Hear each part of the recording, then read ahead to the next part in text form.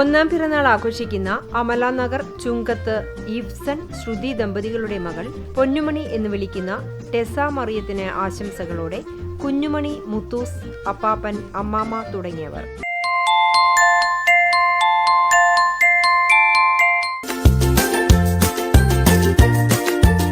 ഒന്നാം വിവാഹ വാർഷികം ആഘോഷിക്കുന്ന പഴവൂർ ചങ്ങരത്ത് വീട്ടിൽ സൂരജ്, അഞ്ജന ദമ്പതികൾക്ക് ആശംസകൾ നേർന്നുകൊണ്ട് മാളവിക, മഹാലക്ഷ്മി, വരദ, മറ്റു ബന്ധുമിത്രാദികൾ.